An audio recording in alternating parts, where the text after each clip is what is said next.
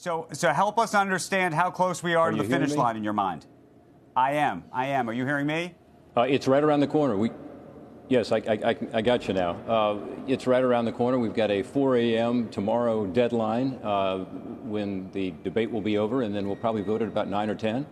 And based on the test votes in the last 4 or 5 days, it appears as though we'll have about 18 or 20 Republicans joining most every Democrat to pass it. And so it'll be a big bipartisan victory, and we'll be able to move forward with something that has only been talked about here in Washington for decades, which is how to give our infrastructure some needed improvements at a time when America's infrastructure is falling behind the rest of the world, and we've got a lot of issues. So it's an exciting thing for the country. Senator, one of the issues that came up over the weekend in the last 72 hours has been this issue of cryptocurrency and how cryptocurrency would be taxed effectively. We've had Jack Dorsey, Elon Musk, Brian Armstrong, CEOs in the crypto space, or people who are advocates for crypto, get involved in this. What are the implications at this point? Well, in the legislation, we do something that there's a consensus about, even all of them, all the folks that you just talked about, which is that we need to have proper information reporting for cryptocurrency, just as you would for an investment in stocks or bonds or other financial instruments. So a broker for cryptocurrency should provide individuals a 1099 to be able to know what their basis is, in many cases to know what their gross proceeds are. This is great for everyday cryptocurrency holders, because right now, as you know, you got to figure out your own basis often, because although some brokers provide it, some don't. So it's just standardizing the process. And again, I think there's a consensus about that, across all party lines and certainly in the cryptocurrency community. The question is, how do you ensure you do that without bringing other people into that reporting requirement in addition to brokers? And I think that's a very serious issue, and we must address it.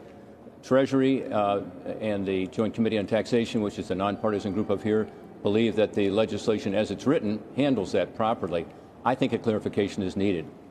And that's why we've worked on amendments and worked on colloquies and worked on ways to address that, to be sure we're not bringing in, say, miners or stakers or folks involved in software or hardware. And so that's their concern. I share that concern, and I think we can ensure that that happens through a number of ways. One is, I gave a speech on the floor yesterday about this, where we talked about that very issue and ensure that people understand that is not the intent of the legislation. And so the congressional intent, the legislative intent, needs to be clear. Treasury also needs to help us. I hope they'll issue something soon. I think they will, to clear that up. So I think it's an important step forward in terms of ensuring that cryptocurrency is treated properly, but it's not overly expansive. Senator, what kind of divide is there in your party, do you believe, over this bill? I'd mentioned that over the weekend, Bill Hagerty of Tennessee called this a socialist debt bomb. Reportedly took a phone call from former President Trump on Sunday morning about this bill, and then went on to give this speech in the Senate as he was trying to slow things down.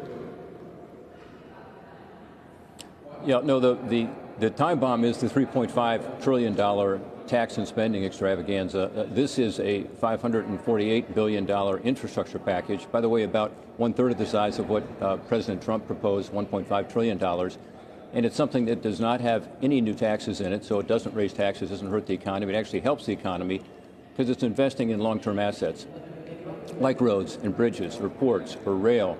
It also deals with something that there's a great consensus on, which is to ensure we're focusing on the digital divide with regard to broadband. So it provides an historic level of investment in broadband to get to communities like many in Ohio that are underserved or even unserved by Wi-Fi, certainly with the speeds that you need for school or work or healthcare. So there's a lot of great things in here. It's totally bipartisan. I noticed earlier you said President Biden's infrastructure package. It's actually one that he supports, but it's one that came out of a process here that was totally bipartisan. Republican input, Democrat input. In fact, we picked up a lot of legislation that was purely bipartisan. For instance, the Surface Transportation Act that came out of the Energy and Power Committee, the EPW committee, which came out with a 22-0 vote. That's part of this package. So this is a totally bipartisan product that is going to help our economy, help create more jobs. It's counter-inflationary, not inflationary. Most of the money won't be spent, as you know, for years because it's for these long-term capital assets. So this is something good. And I give President Trump credit because for Republicans, he kind of put this on the radar screen when he talked about the need for infrastructure. He's a developer. He gets the need to have strong infrastructure. And we have fallen behind in this country. We're now ranked 13th or 14th in the world based on a survey that's done periodically about comparing us to other countries. And everybody who looks at infrastructure says it does need this additional help, but it needs a shot in the arm right now, and that's what this does.